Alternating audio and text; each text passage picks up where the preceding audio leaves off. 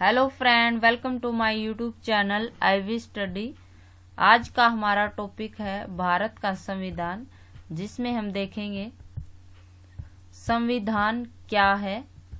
किसी भी देश की शासन व्यवस्था से संबंधित नियमों व कानूनों के संग्रह को संविधान कहते हैं। इसके द्वारा उस देश की सरकार को संप्रभुता होती है। सरकार है उस संविधान पर निर्भर होती है और वह जो भी नियमों व कानूनों का निर्माण करती है उसका जनता स्वतः ही पालन करते हैं, यानी अपने आप ही पालन करते हैं। सरकार को ऐसी संप्रभुता होती है। संप्रभुता का मतलब है कि अपने निर्णय लेने का एक पावर होती है जो संविधान है उसको प्रोवाइड करवाता है सरकार को, और सरकार को उत्तरदायित्व देता है कि जो जनता है उसके लिए नियमों और कानूनों का निर्माण करे और उनके हितों का पालन करे। विश्व में संविधान के प्रकार यानी संविधान कितने प्रकार के हो सकते हैं। विश्व में मुख्य रूप से 2 प्रकार के संविधान पाए जाते हैं। नंबर 1 है लिखित संविधान और नंबर 2 है अलिखित संविधान। सबसे पहले हम देखते हैं लिखित संविधान। लिखित संविधान वह संविधान होता है जिसका निर्माण निश्चित रूप से एक संविधान सभा के द्वारा किया जाता है, लिखित संविधान कहलाता है। यानी एक संविधान सभा होती है, वो फिर संविधान बनाती है, लिखित संविधान होता है। जैसे भारत, अमेरिका और जापान का संविधान है वो एक लिखित संविधान है। का संविधान है वो विश्व में सबसे बड़ा लिखित संविधान है। आगे है अलिखित संविधान। अलिखित संविधान वह संविधान होता है जिसका निर्माण किसी संविधान सभा के द्वारा नहीं किया जाता, मतलब कोई संविधान सभा है उसका निर्माण नहीं करती, परंतु परंपराओं और समय समय पर पारित होने वाले कानूनों और निर्णयों को आदि का प्रमाण होता है। इसका मतलब यही है कि जो अलिखित संविधान जिन देशों का होता है उसमें जो पार्लियामेंट जो भी कानून और जो नियम बनाती है वही संविधान का हिस्सा बन जाते हैं। उदाहरण है इसमें ब्रिटेन का जो संविधान है वो अलिखित संविधान है, न्यूजीलैंड और इजराइल। आगे है संविधान की आवश्यकता, यानी संविधान की जरूरत क्यों पड़ी, क्यों संविधान बनाना पड़ा हमें। आगे है इसमें देखते हैं मनुष्य एक सामाजिक प्राणी है। समाज विभिन्न प्रकार के समुदायों से मिलकर बनता है और इन समुदायों में तालमेल बिठाने के लिए संविधान जरूरी है। मतलब समुदाय होते हैं समाज में बहुत सारे, अगर उनमें तालमेल बिठाना है जो समुदाय है उनमें, तो संविधान जरूरी है। संविधान जनता में आपसी विश्वास पैदा करने के लिए मूलभूत नियमों का समूह उपलब्ध करवाता है। जो जनता होती है उसमें विश्वास पैदा करने के लिए भी संविधान है वो जरूरी होता है। अंतिम निर्णय लेने की शक्ति किसके पास होगी, जो लास्ट डिसीजन लिया जाता है वो कौन लेगा, ये पावर किसके पास होगी, ये भी संविधान तय करता है। आगे है संविधान सरकार निर्माण के नियमों, उपनियमों और उसकी शक्तियां और उसकी सीमाओं को तय करता है। जो सरकार बनती है उसको क्या नियम है, उसको क्या पावर दी जानी चाहिए, उसकी लिमिटेशन क्या है, ये सब कौन तय करता है, संविधान तय करता है। एक न्यायपूर्ण समाज की स्थापना के लिए संविधान जरूरी है। सबको न्याय मिले ऐसा समाज है वो अगर बनाना है तो संविधान जरूरी है। आगे है संविधान के कार्य। संविधान के काम क्या क्या होते हैं ये देख लेते हैं। संविधान किसी राज्य की सरकार के तीनों प्रमुख अंगों, मतलब 3 अंग होते हैं सरकार के, विधायिका, कार्यपालिका और न्यायपालिका। विधायिका होती है हमारी जो संसद है, पार्लियामेंट है वो होती है। कार्यपालिका जो भी कानून बनता है उसको लागू करवाने का काम है वो कार्यपालिका में होता है। और न्यायपालिका है वो जो कानून बनते हैं उनका अगर उल्लंघन तो नहीं हो रहा है वो सब है वो न्यायपालिका में होता है। जैसे सुप्रीम कोर्ट, हाई कोर्ट, ये न्यायपालिका में होते हैं। इनकी स्थापना करता है, इनकी स्थापना भी है वो संविधान के द्वारा ही होती है। संविधान सरकार के तीनों अंगों की शक्तियों की व्याख्या करता है। ये जो 3 अंग है सरकार के, विधायिका, कार्यपालिका और न्यायपालिका, इनको क्या क्या पावर दी जानी चाहिए ये भी कौन तय करता है? संविधान। और साथ ही उनके कर्तव्यों की सीमा तय करता है। उनकी ड्यूटीज क्या है, उनकी लिमिटेशन क्या है, ये सब है कौन तय करता है? संविधान तय करता है। संविधान सरकार के तीनों अंगों के बीच आपसी संबंधों, यानी इन तीनों अंगों के बीच आपसी संबंध क्या है और उनका जनता के साथ संबंधों का विनियमन करता है, यानी बताता है इनके की विधायिका और कार्यपालिका है उनका आपस में क्या संबंध है, न्यायपालिका का जनता के साथ क्या संबंध है, सरकार का जनता के साथ क्या कैसा संबंध है, ये सब कौन बताता है? संविधान बताता है। आगे है संविधान जनता की विशिष्ट सामाजिक, राजनीतिक, आर्थिक प्रकृति, आस्था, आकांक्षाओं को पूरा करने का काम करता है और अराजकता को रोकता है, भ्रष्टाचार को रोकने का काम है वो संविधान करता है। आगे है विश्व में संविधान सभा, यानी जो विश्व में संविधान सभा कब बनी थी, सबसे पहले है किस देश की संविधान सभा बनी थी, इसके बारे में डिस्कस कर लेते हैं। विश्व में संविधान सभा का सर्वप्रथम विचार देने वाला व्यक्ति ब्रिटेन या ब्रिटिश नागरिक सर हेनरी मैन थे। सर हेनरी मैन, ये मोस्ट इम्पोर्टेंट है कि इन्होंने संविधान सभा का सर्वप्रथम विचार दिया था। Sir Henry man. विश्व में सर्वप्रथम संविधान सभा 1786 ईस्वी में अमेरिका के फिलाडेल्फिया राज्य में बनाई गई थी। सबसे पहले कहाँ पे बनाई गई थी संविधान सभा? अमेरिका के फिलाडेल्फिया राज्य में। और कब? 1786 ईस्वी में। उस समय अमेरिका में 13 राज्य हुआ करते थे और जिन्होंने मिलकर अमेरिका का संविधान है वो बनाया था। सबसे पहले है वो लिखित संविधान है अमेरिका का और सबसे पहले संविधान है वो अमेरिका का बना था। इसके बाद है वो 1789 ईस्वी में फ्रांस में संविधान सभा बनाई गई और फ्रांस में प्रथम संविधान है वो 1793 ईस्वी में लिखा गया, यानी 4 साल बाद है वो फ्रांस में संविधान सभा 1789 में बनाई गई थी और संविधान कब लिखा गया? 1793 ईस्वी में। से हुआ ये पूरी प्रक्रिया है उसके बारे में बताया गया है। सबसे पहले 1942 ईस्वी में ब्रिटेन की ओर से सैद्धांतिक आधार पर, जो इंग्लैंड था उसने सैद्धांतिक आधार पर संविधान सभा का प्रस्ताव 1942 में क्रिप्स मिशन की योजना के माध्यम से भारतीयों के समक्ष रखा, परंतु क्रिप्स मिशन या क्रिप्स प्रस्ताव को भारतीय राजनीतिक दलों द्वारा अस्वीकार किया गया और इसी कारण यहाँ संविधान सभा नहीं बन पाई।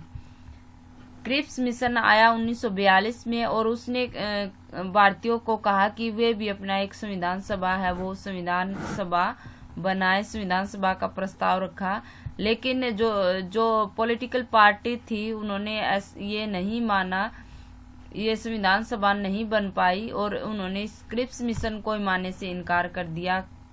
जो क्रिप्स प्रस्ताव था उसी को मानने से इनकार कर दिया। क्रिप्स मिशन है उसके जो सदस्य थे उसके प्रमुख थे। क्रिप्स मिशन के जो अध्यक्ष थे उसका नाम सर स्टैफर्ड क्रिप्स था और इन्होंने मतलब इनका आगे है रेडिकल डेमोक्रेटिक पार्टी अकेला ऐसा राजनीतिक दल था जिसने क्रिप्स प्रस्ताव को स्वीकार किया था।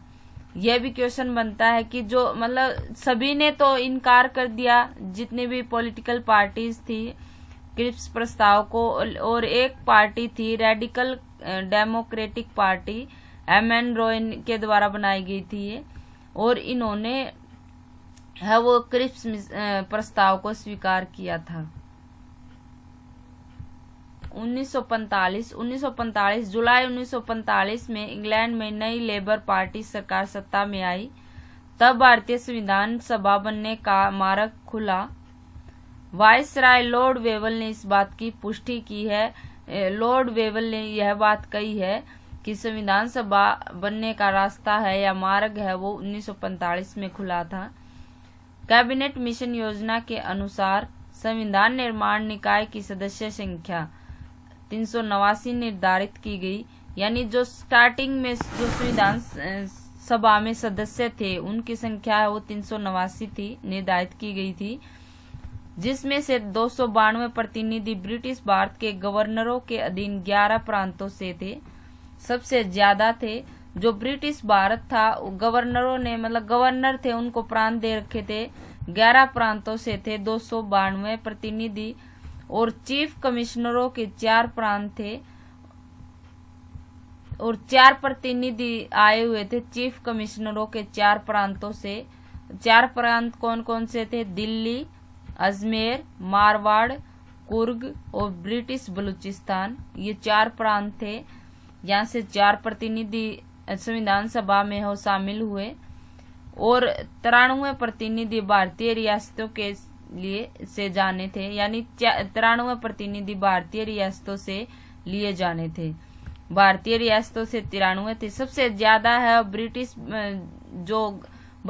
ब्रिटिश भारत के गवर्नरों के अधीन जो प्रांत थे उनसे थे 292।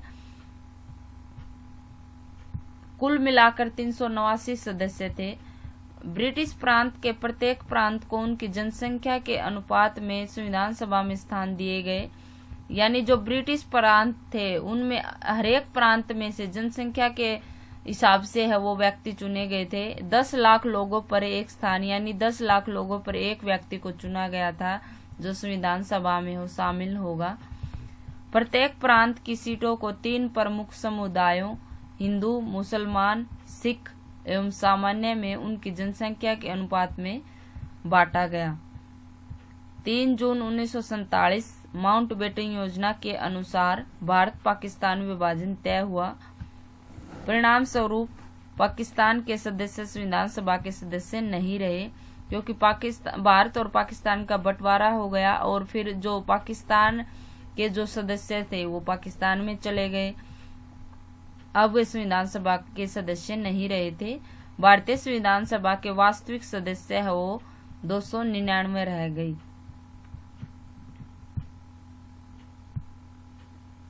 सभा का उद्घाटन सोमवार 9 दिसंबर 1946 को प्रातः 11 बजे हुआ, यानी सुबह ही हो गया था इसका उद्घाटन 11 बजे। सोमवार का दिन था 9 दिसंबर 1946 को। आगे है संविधान सभा के अधिवेशन।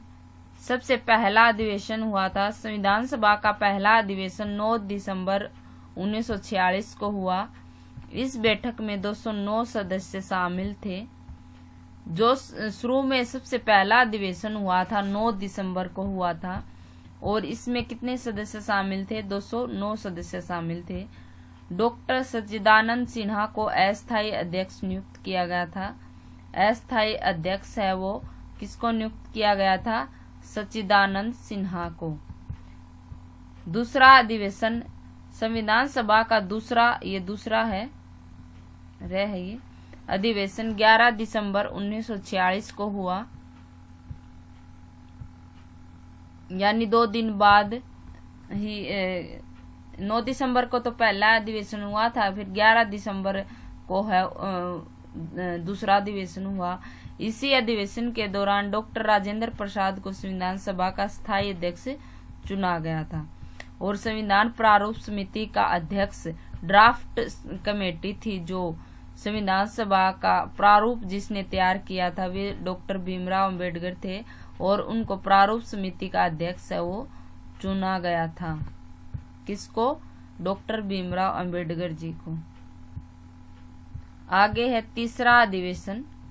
तीसरा अधिवेशन 13 दिसंबर 1946 को पंडित जवाहरलाल नेहरू ने संविधान सभा का उद्देश्य प्रस्तुत किया। इसमें भारत के भावी प्रभुता संपन्न लोकतांत्रिक गणराज्य की रूपरेखा प्रस्तुत की गई थी और जिसे 22 जनवरी 1947 को संविधान सभा ने स्वीकार कर लिया गया था।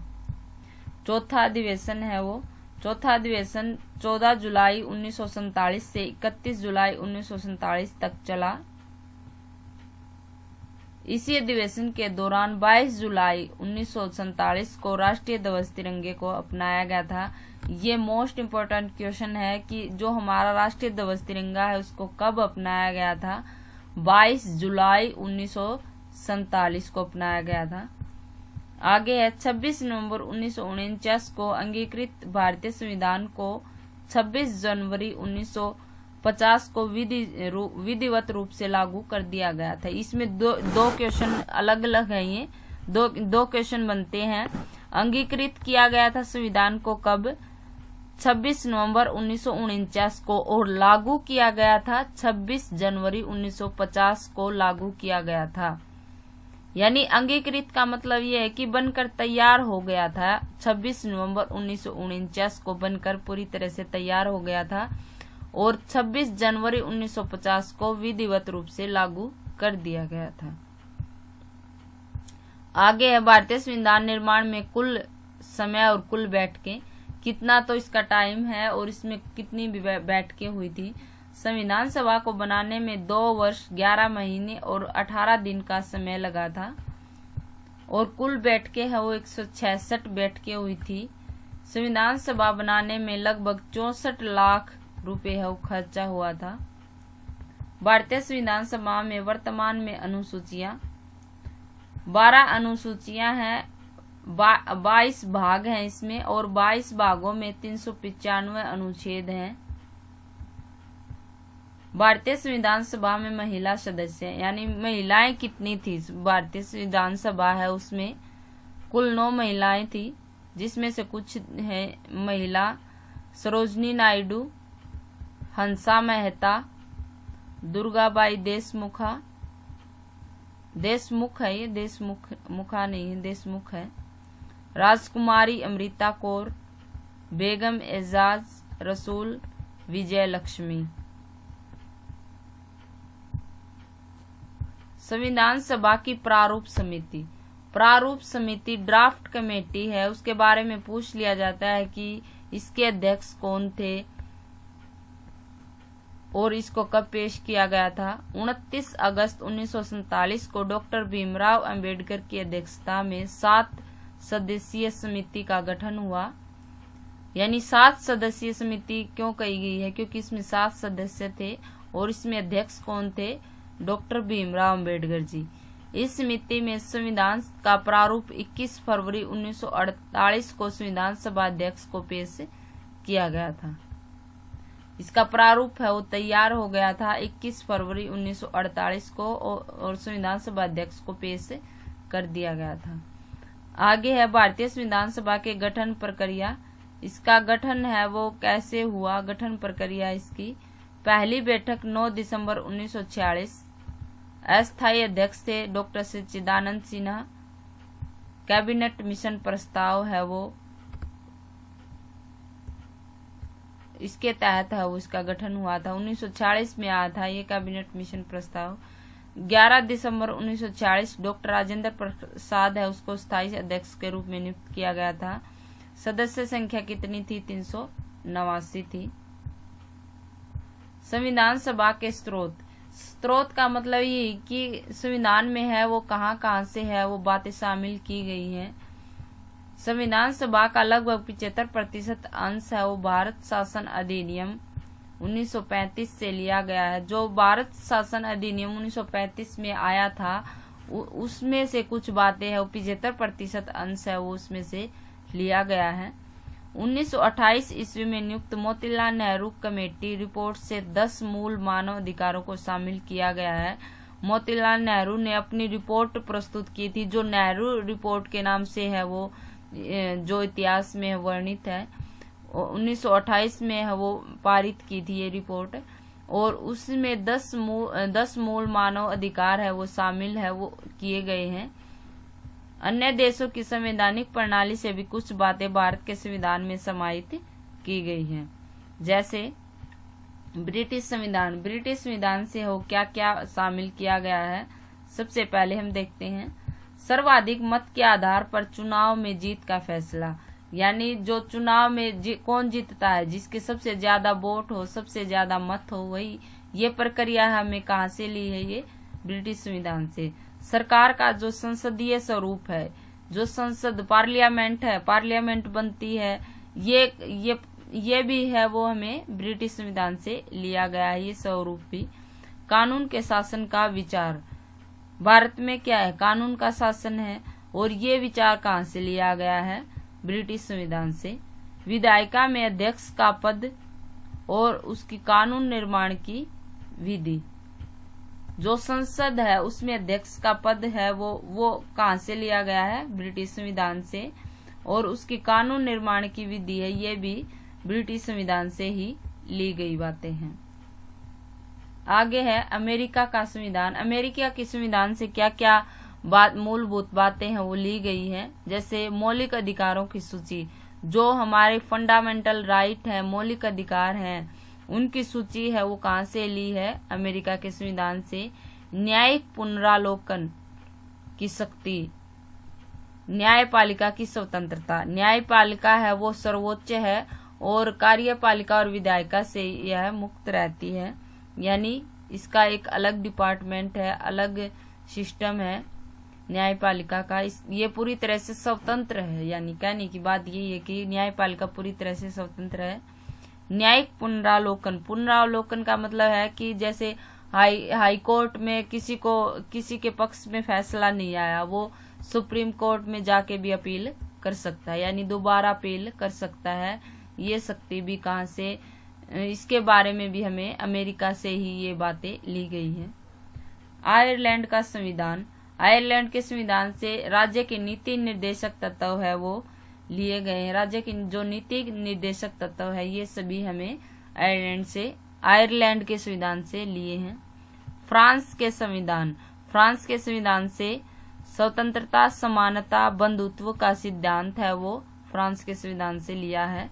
कनाडा का संविधान एक अर्ध संघात्मक सरकार का स्वरूप, सशक्त केंद्रीय सरकार वाली संघात्मक व्यवस्था, अवशिष्ट शक्तियों का सिद्धांत, ये सब अर्ध संघात्मक सरकार का स्वरूप, यानी जो हमारी सरकार है वो पूरी तरह से संघात्मक संघीय सरकार नहीं है। संघीय सरकार का मतलब है कि जो पावर होती है उसका डिस्ट्रीब्यूशन होता है, यानी पावर शक्ति का विभाजन होता है। जैसे केंद्रीय सरकार, फिर राज्य सरकार, फिर क्षेत्रीय सरकार, इससे जो शक्तियां हैं उसका बंटवारा होता है। दो तरह की होती हैं, एक तो होता है एकात्मक सरकार और होता है एक संघात्मक सरकार। एकात्मक सरकार में शक्तियों का केंद्रीयकरण होता है, यानी सारी शक्तियां हैं वो सिर्फ केंद्रीय सरकार में निहित होती है। जो सेंट्रल गवर्नमेंट होती है उसी के पास सारी शक्तियां होती है। और संघात्मक सरकार है उसमें जो शक्तियां हैं उसका बंटवारा होता है, केंद्रीय सरकार, फिर राज्य सरकार, फिर जो क्षेत्रीय सरकार है उसमें जो शक्तियां है वो बटी हुई होती है। जो हमारा संविधान है वो अर्ध संघात्मक सरकार का स्वरूप है, ये हमें कनाडा के संविधान से लिया है। सशक्त केंद्रीय सरकार वाली संघात्मक व्यवस्था, सशक्त केंद्रीय सरकार वाली संघात्मक व्यवस्था का मतलब है कि जो हमारी सेंटर में जो गवर्नमेंट है वो पावरफुल होनी चाहिए अन्य सरकारों की तुलना में। अन्य सरकार मतलब जो राज्य सरकार और क्षेत्रीय सरकार है उनकी तुलना में जो सेंटर में जो सरकार है वो ज्यादा सशक्त होनी चाहिए, ज्यादा मजबूत होनी चाहिए। ये बात भी हमें कनाडा के संविधान से ली है। अवशिष्ट शक्तियों का सिद्धांत है, ये बात हमें कहाँ से ली है, कनाडा के संविधान से। एक दो बार आप पढ़ोगे इनको तो ये अच्छे से आपको याद हो जाएंगे। एक बार में तो थोड़े से मुश्किल लग सकते हैं, लेकिन एक दो बार वीडियो देखो ये सब आसान लगेंगे। संविधान की विशेषताएं, जनप्रतिनिधियों द्वारा निर्मित, लिखित और एक संपूर्ण संविधान। यह संपूर्ण प्रभुत्व संपन्न, लोकतांत्रिक, समाजवादी, धर्मनिरपेक्ष, यानी कोई धर्म नहीं होता संविधान का, गणराज्य का निर्माण करता है, यानी किसी धर्म को विशेष को है वो मान्यता नहीं देता, सभी धर्मों को मान्यता देता है संविधान। नागरिकों को मूल अधिकारों के साथ मूल कर्तव्यों की याद दिलाता है, यानी जो नागरिक होते हैं, जनता होती है, उसको अधिकार दिए गए हैं, उसके साथ साथ उनको मूल कर्तव्य, उनको क्या उनके काम है, उनके जो फंडामेंटल ड्यूटीज हैं उनको बारे में भी बताया गया है। कि उनको अधिकार भी दिए गए, इसके साथ साथ उनको अपने कर्तव्यों का भी पालन करना है। आगे है स्वतंत्र न्यायपालिका। जो न्यायपालिका है वो पूरी तरह से स्वतंत्र है। संसदीय शासन व्यवस्था है। राज्य के नीति निर्देशक तत्व, ये सभी संविधान की विशेषताएं हैं। एंड वीडियो अच्छी लगी हो तो please like, share and comment कर देना।